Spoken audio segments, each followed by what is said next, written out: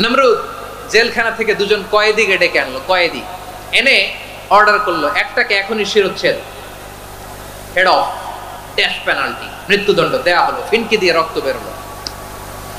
নমরুদ বলে দেখো দুজনকে ধরে আনলাম, একজন কয়েদিকে দিলাম ডেথ পেনাল্টি, মৃত্যুদণ্ড, ওরে মৃত্যু দিলাম, আরেকজন যে দাঁড়িয়ে আছে চাইলে ওরেও আমি মৃত্যুদণ্ড দিতে পারি, কিন্তু না, ওরে আমি দিব না, ওরে আমি বাঁচাইয়া দিলাম, ছেড়ে দিলাম, মানে জীবন দিলাম।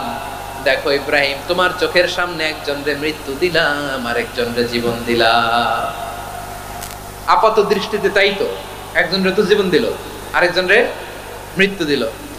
সাইয়েদনা ইব্রাহিম এবার বিপাকে পড়ে গেলেন, কিন্তু এক একজন নবীকে আল্লাহ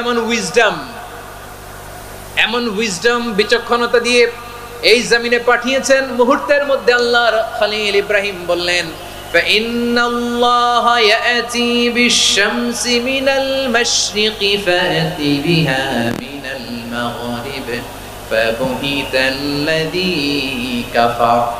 আল্লাহর খলিল ইব্রাহিম বললেন, নমরুদ বুঝলাম তুমি জীবন দাও, মৃত্যু দাও, দেখলাম, কিন্তু আমার রব, আমার আল্লাহ প্রতিদিন সকালবেলা উষা লগ্নে ওই পূর্ব দিগন্ত থেকে সূর্যটাকে উদিত করেন, সাঁঝের বেলা, বিকেল বেলা, কুথুরি লগ্নে, সন্ধ্যা বেলা ওই দ্বিপ্রহরের জলে সূর্যটাকে পশ্চিম দিগন্তে ডুবিয়ে দেন। মানে সকালবেলা পূর্ব দিক থেকে উদিত করা সূর্যটাকে পশ্চিম দিকে বিকেলে তিনি ডুবিয়ে দেন। তুমি যদি পারো ওই সূর্যটাকে পশ্চিম দিক থেকে উদিত করে পূর্ব দিকে ডুবিয়ে দাও।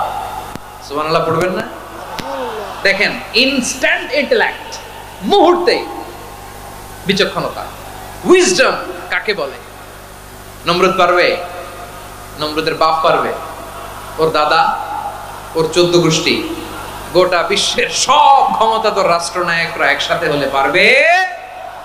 ফাবুহিতাল্লাযী কাফার পারে নাই।